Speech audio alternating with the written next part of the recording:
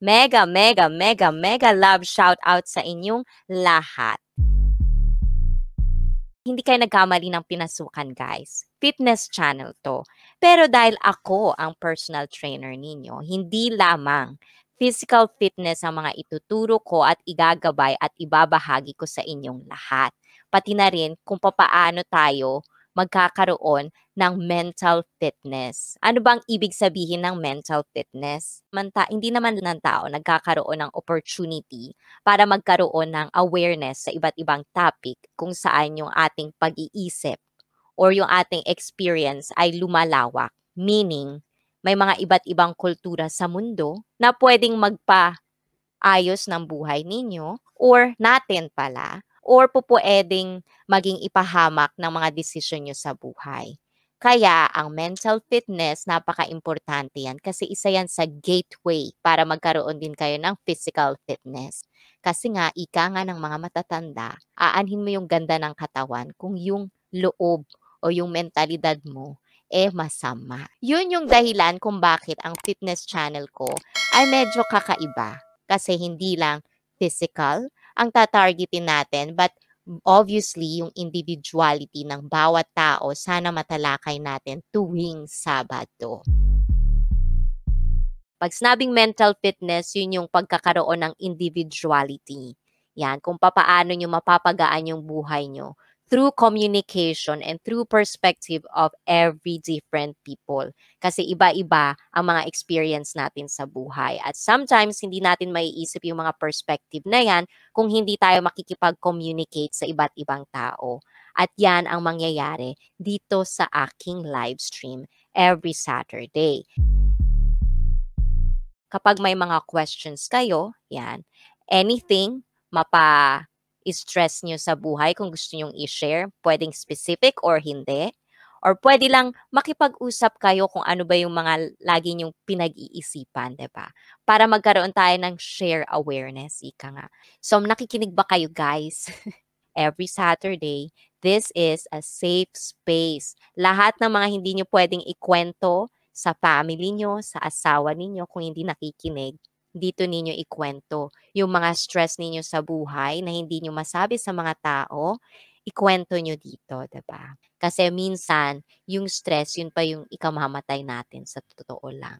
Huwag magpa-stress, smile lang lagi at isolve isa-isa ang problema. Totoo yan. Kasi minsan isa sa mga problema ng tao, puro problema yun. Isa sa problema ng mga tao is, imbis na paisa-isa lang, kumbaga, sobrang dami, kumbaga, one at a time dapat, diba? Kasi napaka-importante na sa bawat desisyon, sa bawat journey na tatahakin natin sa buhay, magkaroon tayo ng awareness para naman, diba, habang tinatahak mo yung buhay mo, tinatahak mo siya ng tama at magiging masaya ka. Kailangan natin ang community. Hindi naman lahat ng problema nasasabi natin or kailangan kikimkimin. Mas masarap sa pakiramdam yung mas maraming options sa buhay. Wala namang credible. Minsan ako din, nung inisip ko yung mental fitness, iniisip ko, hindi naman ako psychologist, diba? Pagdating kasi sa mental fitness, hindi naman natin kailangan maging, kumbaga, psychologist pagdating sa sarili natin, diba? Maganda lang talaga na magkaroon ng awareness. Pero hindi mo naman makakamtan yung awareness na yan kung hindi mo i-open yung mind mo through different perspective. Hindi ka nagkakaroon ng iba't ibang awareness sa iba't ibang experience ng ibang tao. Kasi sometimes, masyado tayong pumapasok sa bubble natin. Parang feeling mo, ikaw na lang yung nabubuhay sa earth, 'di ba? Parang feeling mo, pasan-pasan mo na yung mundo, pero mas marami pang mas mahirap sa'yo, 'di ba? So, mas maganda yung nakakapag-share tayo, nakakapag-communicate tayo. So, maiisip mo na hindi naman lahat ng panahon, kahit napakabigat ng problema mo, may mas worse pa, 'di ba? So, minsan nakakagaan sa pakiramdam yan, guys. Pwede rin kayong maging guest kung meron kayong gustong itanong or i-share. And let's welcome Mr. Irie! Hello everyone. Mega love shoutout sa inyo. Pag sinabi nating mental fitness, hindi lang naman yan yung sa mga stresses, lahat-lahat na yan, 'di ba? Ikaw, Irie, Anong mga pinag-aaralan mong language? Meron ba? Meron. Tinatry ko po mag-study ng Korean saka Spanish. Our next guest, wag na tayong magpatumpik-tumpik pa. First ever naman ito, guys. Si Miss Ayi. First time on cam ni Mrs. Ayi. So, the first question is... Ay, may question agad. Ano to? Hindi. Ano lang, para lang sa mga viewers. Introduce yourself sa mga viewers. Yes, oh yes. I'm Ayi Jimenez. Ako po ang mother ni KJ Time. At ako din ang mother ng vocalist ng Square One band. Kasi isa lang naman yon, si Kyle. So, ako ang mother ni Kyle Jimenez. Yan. So, I have 2 kids. And yung nanggugulo sa baba, si Richard Jimenez, yun yung husband ko. Perfect combination kayo ni Ate Ayi. Pogi at maganda ang anak ninyo. True. Totoo yan, guys. Sabi nga nila, pag mag-aanak ka, hahanap ka ng magandang genes para sa bata. Ganun daw yun. So, pag kunwari, punggok ka, katulad ko, kailangan maghanap ako ng matangkad para malahian. Sabay ka. Kyle Senpai, konbanwa. Ayun na siya. Shout out, Kyle. Mami ko yan. Diba? Nakaka-conscious pala on-cam. Yes. Lalo na pag parang first time. Kasi parang ang titingnan mo lagi yung itsura mo or yung host mo. Yep. Mas hindi ako sanay kapag may lights. Kasi parang minsan masakit sa mata. Diba? Natatawa ako. May 3 fans ako dito sa bahay namin. Pakita naman yung 3 fans. Mamaya nandiyan po pala nakaupo sa harap. No? Yung 2 sa harap ko. Yung si Kyle nasa baba.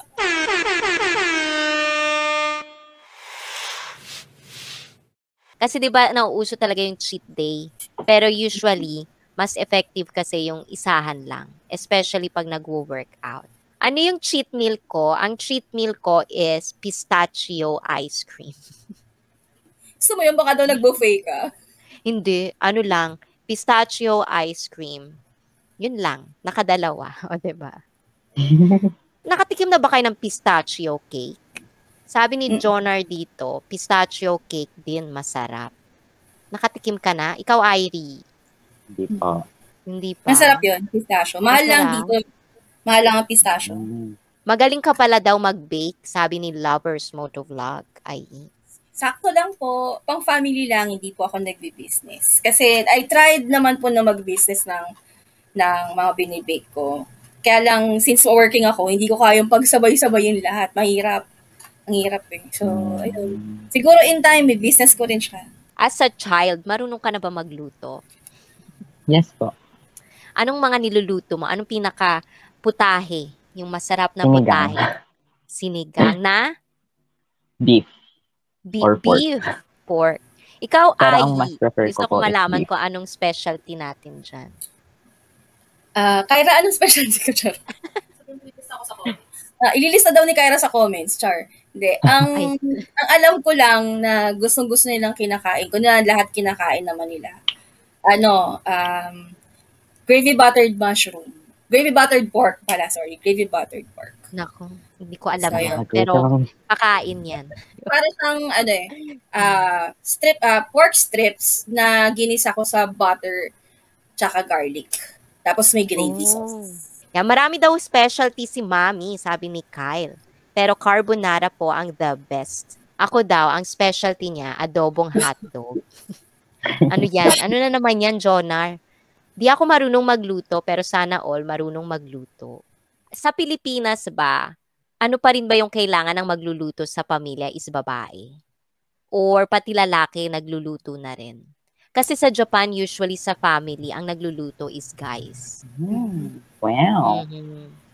Well, hindi not necessary yung babae lang. Kasi sa amin, kami ni Richard nagluluto talaga kami. So, salitan. Pag Monday to Friday, normally si Richard nagluluto. Kaya nga, alas 11 na kami kumakain eh.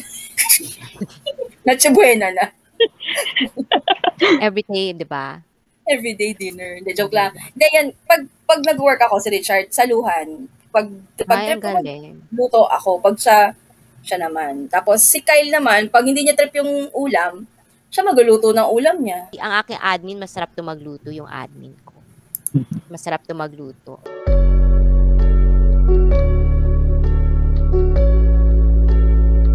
May mga karinderya pa rin ba sa Pilipinas? Bukas Meron pa rin ba yung mga karinderya? Meron pa, may mga karinderya pang bukas dito. Diyan, Irie. Ay, hindi pala pwede lumabas si Irie. So, hindi mo pa. alam. Meron naman. Oo. Meron naman mga bukas na. Actually, lately, dito sa amin, sa paligid sa amin sa Mandaluyong, parang nag-normalize na yung kilos ng mga bawat, mga tao dito. Weird na lang nga kasi nga, hindi naman weird, pero, na lang, mga naka-face mask na lang, pero ang dami na rin marami ng tao sa labas. Siguro dahil marami sa kanila na-vaccine na. Kasi ako, ang namimiss ko talaga karinderya. Sa totoo lang. Mahilig ako sa karinderya, yung mga plati-platito, tapos mga sandok-sandok lang. Tikim-tikim lang talaga. Yung mga street foods, bukas na rin. May mga nagtitinda na rin. Kahit nung may pandemic, may nagtitinda nun. Marami pa so, rin. ano mga favorite ninyong street foods? Total naman, puro pagkain. Ayan, inumpisahan niyo ako sa pagkain. Ayan, pag-usapan natin pagkain. Akala ko pa physical channel, tapos bigla naging pagkain. Mukbang na naman tayo nito, IC. Hindi, meron na. Magsa-segue ako dyan. May isa-segue ako dyan. Wait ka lang. Okay, street food. Ikaw, Irie, kumakain ka ba ng street food? Minsan po. Yes. Kasi basta hindi po isasawsaw. Oo, ano lasa nun? Ayoko din po isawsaw. Ano lasa nun? Kasi po, ang opinion ko po sa mga sawsaw is, may mga nagsasawsaw po kasi na kinagat na tapos sasawsaw ulit. So, yung laway nila. You know. Bawal yun. Bawal yun.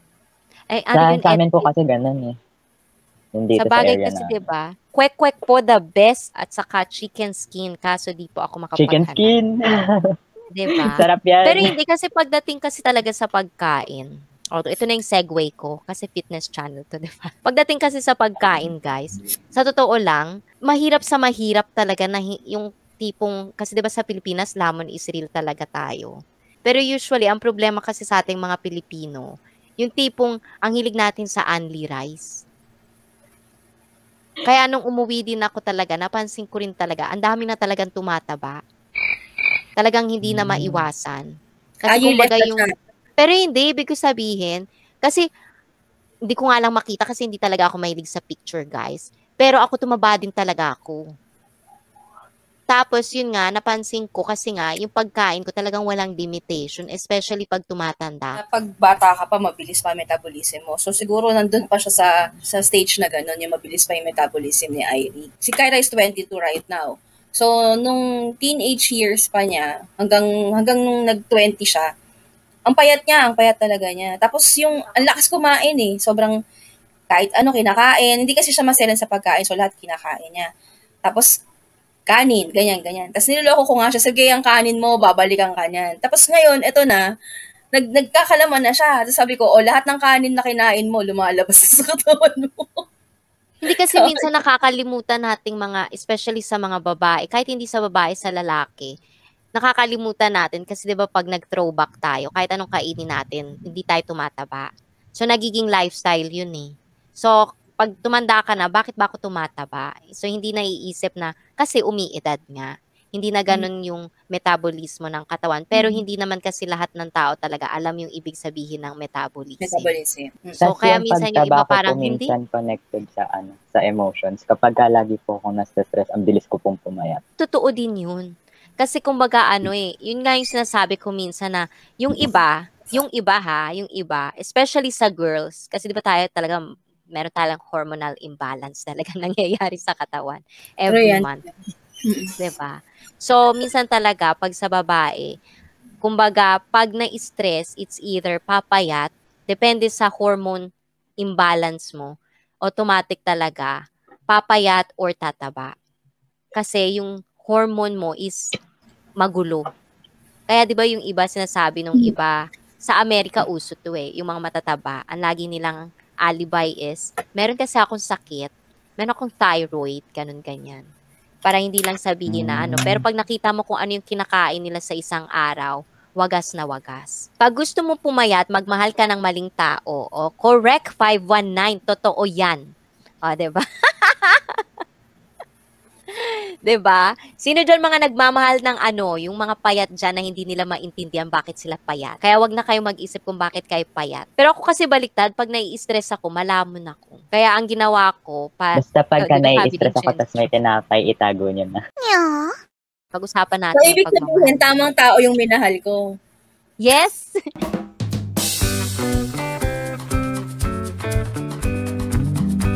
Kinukuha ka na, Ate Ice. Ano na naman yan? Wag muna, bata pa ako.